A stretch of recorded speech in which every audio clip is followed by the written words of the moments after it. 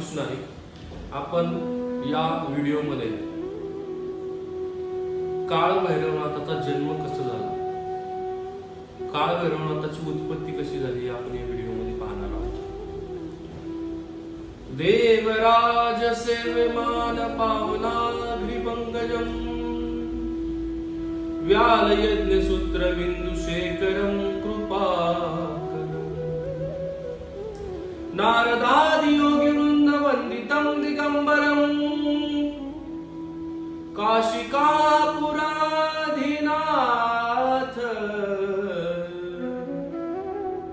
काल भैरवं भजे. रामकृष्ण हरी. काल भैरवनाथाची उत्पत्ती कशी झाली आपण हे या व्हिडिओ मधून पाहणार आहोत. एकदा काय झालं, विष्णू मेरू पर्वतावरती उपवनात फिरत होते. उपवनात फिरत असताना ब्रह्मदेव त्या ठिकाणी आले आणि ब्रह्मदेव आणि विष्णू मध्ये तू श्रेष्ठ का मी श्रेष्ठ हा वाद निर्माण झाला. खूप मोठ्या स्वरूपात हा वाद निर्माण झाला. तू श्रेष्ठ का मी श्रेष्ठ. माया जाळाने ब्रह्मा आणि विष्णूला पूर्णपणे वेढलं होतं. मग त्या दोघांना ठरवता येईना की तू श्रेष्ठ का मी श्रेष्ठ. तर ते म्हटले आपण नारद मुनींकडे जाऊ. नारद मुनी आपल्याला सांगतील की ब्रह्मा श्रेष्ठ का विष्णू श्रेष्ठ. मग ब्रह्मा आणि विष्णू नारद मुनींकडे गेले. नारद मुनींना विचारलं, हे नारद मुनी म्हटले तुम्ही सांगा ब्रह्मा श्रेष्ठ का मी श्रेष्ठ. नारद मुनी म्हटले, हे ब्रह्मा आणि हे विष्णू, तुम्ही ह्या श्रेष्ठत्वाच्या वादामध्ये पडलेच कसे. अहो ब्रह्मा आणि विष्णू, शिवतत्व हे सर्वात श्रेष्ठ आहे म्हटले. शिवतत्वाच्या तुम्ही दोन फांद्या आहात. शिवतत्वाच्या तुम्ही छाया आहात. शिवतत्वच सर्वात श्रेष्ठ आहे असं नारद मुनी म्हटल्यावर ब्रह्मा आणि विष्णू म्हटले, नारद मुनी तुम्ही आम्हाला श्रेष्ठत्व सांगा, शिवतत्व श्रेष्ठ आहे हे सांगू नका. नारद मुनी म्हटले, बद्रिकाश्रमामध्ये तुम्ही जा, तिथं अत्री ऋषी आहेत, ते तुम्हाला सांगतील की तुम्ही तुमच्यातलं श्रेष्ठ कोण. तर ब्रह्मा आणि विष्णू गेले बद्रिकाश्रमात. बद्रिकाश्रमामध्ये गेल्यावरती ब्रह्मा आणि विष्णूंनी अत्री ऋषींना प्रश्न केला. हे अत्री ऋषी म्हणले, तुम्ही खूप तपश्चर्या करून खूप श्रेष्ठ आहात, तर तुम्ही आम्हाला सांगा की आमच्या दोघांमधला श्रेष्ठ कोण. अत्री ऋषी हसले व अत्री ऋषी म्हणले, हे ब्रह्मा आणि विष्णू, तुम्ही या माया जाळात गुंतले आहात म्हटले. सृष्टीचा निर्माता हा शिवतत्वच आहे. सृष्टीचा निर्माता शिवतत्वच आहे. तुम्ही त्याच्या छाया आहात, तुम्ही पालन करते आहात. निर्माता शिवतत्वच आहे. तुम्ही तुमच्यासारखे अनेक ब्रह्मा आणि विष्णू तयार होतील, पण शिवतत्व मात्र एकच राहणार आहे. अत्री ऋषी असं बोलल्यावरती ब्रह्मा आणि विष्णूला खूप राग आला. ब्रह्मा आणि विष्णू म्हणले, अत्री ऋषींची देखील ब्रह्मा आणि विष्णूने थट्टा केली बरं का. मग अत्री ऋषी म्हणले ब्रह्मा आणि विष्णूला की तुम्ही वेदपुरीमध्ये जा, वेद तुम्हाला सांगतील की कोण श्रेष्ठ. सर्वप्रथम ब्रह्मा आणि विष्णू ऋग्वेदाकडे गेले. ऋग्वेदाने तर खूप छान उत्तर दिलं. निर्माता आणि पालन करता यामध्ये फरक आहे. शिवतत्व हे निर्माता आहे आणि तुम्ही पालन करते आहात, त्यामुळे शिवतत्व हेच श्रेष्ठ आहे. ऋग्वेदाची देखील थट्टा मस्करी करून ब्रह्मा आणि विष्णू गेले यजुर्वेदाकडे. यजुर्वेदाने देखील तेच उत्तर दिलं. यजुर्वेद म्हणले, श्रेष्ठ कोण सांगू, ज्याच्या कपाळावरती त्रिनेत्र आहे आणि ज्याच्या मस्तकावरती गंगा वाहती, असं शिवतत्व श्रेष्ठ आहे. यजुर्वेदाची देखील चेष्टा मस्करी करत पुढे सामवेदाकडे गेले. सामवेदानेही असेच उत्तर दिले, शिवतत्व हे श्रेष्ठ, शिवतत्वापेक्षा श्रेष्ठ काहीच नाही. अथर्ववेद देखील हेच बोलला, शिवतत्व हे श्रेष्ठ. ब्रह्मा आणि विष्णूंनी शिवतत्वाची चेष्टाच मांडली होती बरं का. शिवतत्वाला राग आला आणि त्या रागातून शिवतत्वाने काळ भैरवनाथाची निर्मिती केली. काळ भैरवनाथाला म्हणले, हे काळ भैरवा, तू माझाच अंश आहे, जा आणि ब्रह्मा आणि विष्णूला नीतितत्व समजून सांग. काळ भैरव ब्रह्मा आणि विष्णूकडे गेले.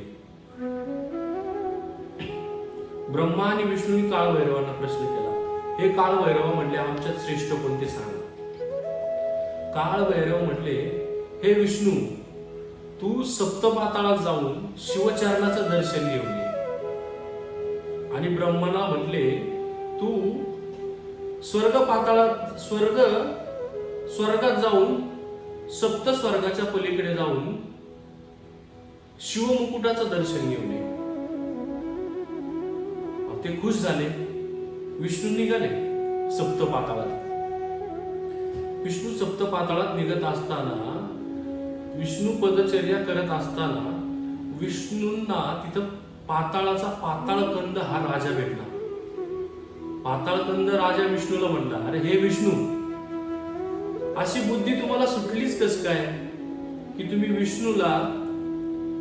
तुम्ही शिवतत्वाला कमी लेखताय. शिवतत्व हे सर्वात श्रेष्ठ आहे म्हणले. आताशी तुम्ही एक पाताळ फिरले आहात, सप्त पाताळ कधी फिरणार आणि कधी तुम्हाला शिव चरणाचं दर्शन होणार. म्हटले, जा आणि भैरवनाथांची माफी मागा, भैरवनाथाची माफी मागा. शिवतत्व हे सर्वश्रेष्ठ आहे. विष्णूला कळाले. विष्णू आले व भैरवनाथाची माफी मागितली आणि शिवतत्व हेच श्रेष्ठ आहे विष्णूंना कळाले. ब्रह्माला मात्र मायेजाळ्याने पूर्ण वेढलं होतं. ब्रह्म स्वर्गलोकात फिरत असताना गायत्री मातेने त्या ठिकाणी ब्रह्मांना पाहिलं. गायत्री माता म्हणजे ब्रह्माची आई बरं का. आई म्हटली, हे ब्रह्मा, तू का स्वर्गलोकात फिरतोय. तो म्हटला, मला शिवमुकुटाचं दर्शन घ्यायचं. अरे ती गायत्री माता म्हटली, शिवमुकुटाचं दर्शन घ्यायला हे स्वर्गलोक काय कमी आहे का, छोटा आहे का. शिवमुकुटाचं दर्शन घेणं खूप कठीण आहे. त्यावर ब्रह्म गायत्री मातेला म्हटला, तू माझ्यासोबत चल आणि भैरवनाथाला सांग की ब्रह्मानी शिवमुकुटाचं दर्शन घेतलं. गायत्री माता म्हटली, मी कदापिही खोटं बोलणार नाही. मग त्या ठिकाणी केतकी व कामधेनू त्या ठिकाणी आल्या. केतकी व कामधेनू ब्रह्मदेवासाठी खोटं बोलण्यास तयार झाल्या. ब्रह्मदेव, केतकी आणि कामधेनू हे तिघे भैरवनाथाकडे आले आणि भैरवनाथांना ब्रह्मनी सांगितलं, म्हटले, मी शिवमुकुटाचं दर्शन घेतलंय. मग कामधेनू म्हणली, हो मी पाहिले. केतकी देखील म्हणाली, मी पाहिले. ब्रह्मदेव काळ भैरवनाथ क्रोधित झाले आणि कामधेनूला म्हटले, तू खोटं बोलली ना, आजपासून तुझ्या मुखाच्या बाजूने कोणीही दर्शन घेणार नाही. तेव्हापासून गोमातेचं, कामधेनूचं दर्शन आपण तिच्या शेपटीच्या बाजूने घेतो बघा. आणि केतकी देखील खोटं बोलली. केतकीला म्हटले, तुझ्या अंगावर संपूर्ण काटे येतील आणि तुझं फुल हे माझ्या शिवपिंडीवरती कधीही वाहिलं जाणार नाही. काळ भैरवनाथ क्रोधित होते आणि काळ भैरवनाथांनी क्रोधित होऊन ब्रह्मदेवाचं एक मुख धडावेगळं केलं आणि काळ भैरवनाथ आले शिवाकडे. शिवाकडे आल्यावर शिव म्हटले, हे भैरवनाथा, तू क्रोधित होऊन पाप केले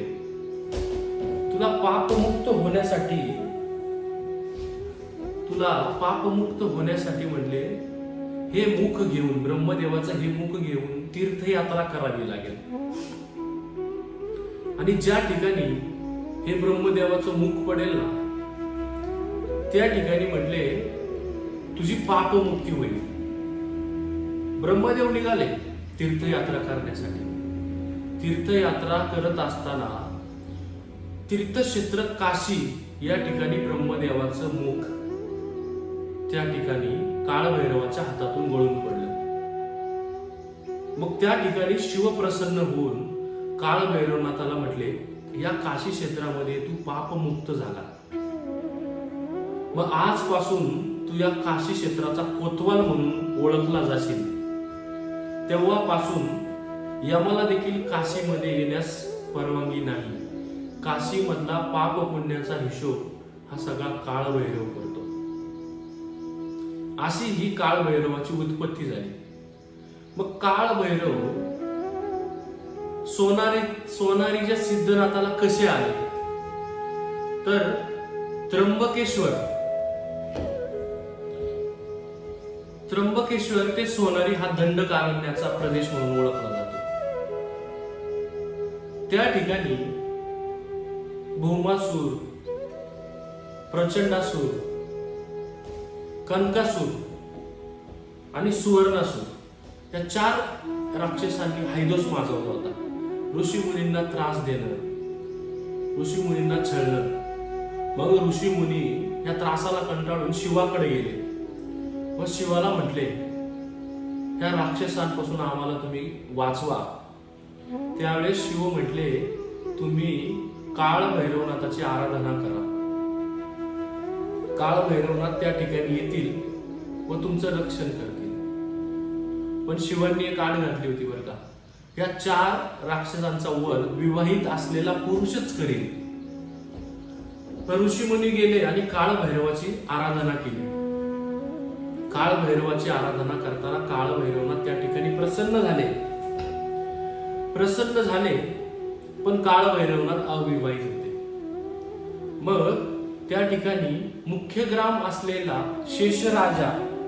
शेषराजाची कन्या योगिनी म्हणजेच आई जोगेश्वरीशी काळभैरवनाथाचा विवाह झाला व काळभैरवांनी त्या 4 राक्षसांचा वध केला.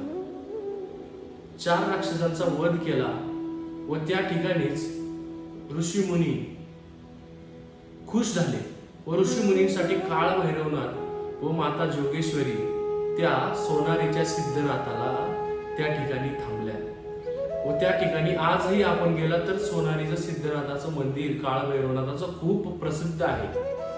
अशा प्रकारे त्यानंतर काळभैरव अनेक गावामध्ये येऊन त्या ठिकाणी काळभैरवनाथाची मंदिरे तयार झाली. काळभैरवनाथाची मंदिर महाराष्ट्रातील अनेक गावांमध्ये काळभैरवनाथाची मंदिर आहेत. कार्तिक वद्य अष्टमीला काळभैरवनाथाचा जन्मदिन संपूर्ण सर्वत्र आनंदात साजरा केला जातो. काळभैरव ही कृपाछाया असणारी देवता आहे. काळभैरवाचं दर्शन घेताना काळभैरवाच्या नेत्रात नेत्र घालून दर्शन घ्यावं. याचं कारण असं की काळभैरवनाथाची कृपा दृष्टी सदैव आपल्यावर राहावं. हा, काळभैरवाला कदापिही खोटं चालत नाही. नीतीने वागणाऱ्याला काळभैरवनाथ आपल्या पायात जवळ घेतो. त्याच्यावरती कायमस्वरूपी कृपाछाया हा काळभैरवनाथ ठेवतो. अशा या काळभैरवनाथा चरणी माझं त्रिवार वंदन.